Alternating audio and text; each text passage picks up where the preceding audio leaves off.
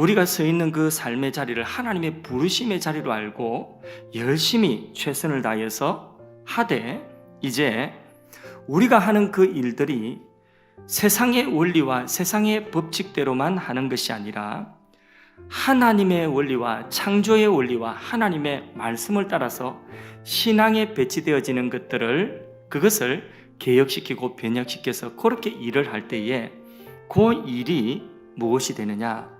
내가 속한 삶의 영역의 일을 구원하는 결과를 낳게 된다는 것입니다.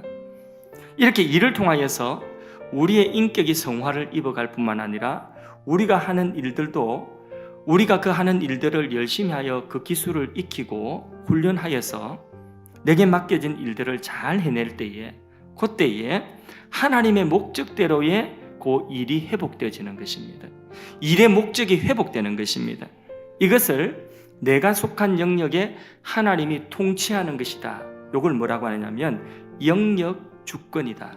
하나님이 내 삶의 그 일들을, 내 삶에서 있는 그 영역을 통치하고 다스리시는 것이다.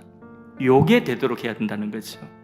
그런 나의 인격이 될 때에 내 인격에 하나님이 통치하시는 나의 인격의 주권이 이루어지는 것이고, 내가 하는 일들을 통하여 보면 그 일들에 하나님의 통치가 이루어지니 그 일들 속에 하나님의 영역의 주권이 이루어지는 것입니다.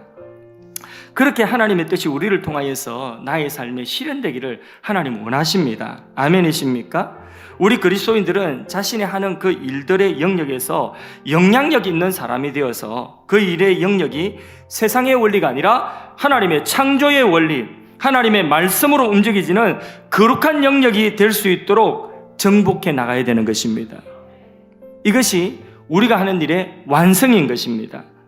일이 하나님을 대신하기 위한 수단, 생존 수단이 되면 안 되는 것입니다. 일이 우리의 생계의 수단이, 이거 우리의 생계를 위한 것이지만은 생계 자체가 일하는 목적이 되어서는 안 된다는 것입니다. 일은 자기 실현을 할 수 있는 길이기도 하지만은 일을 하는 것이 자기 실현을 위한 목적이 되면 안 된다는 것입니다. 우리가 일을 하는 목적은 오늘 말씀드린 것처럼 내가 일하는 그 영역에 하나님의 주권이 이루어지도록 하나님이 정복하고 다스리라고 하는 그 말씀이 성취가 되어지도록 하는 것이 일의 완성이요, 일의 목적이라는 것입니다. 그래서 일을 나의 생존의 수단으로 삼고 하나님을 대체하여서 이 일이 내 생존을 위한 것이다, 이렇게 하는 순간 그 일은 타락 속에 여전히 있는 것이 되는 것입니다. 일을 하나님의 부르심에 따라서 하나님의 영광을 위하여서 우리가 하되 최종적인 일의 목적이 뭔가, 이를 우리가 분명히 알고 해야 되는 것입니다. 일은 하나님은 우리를 부르신 소명의 자리인 것입니다.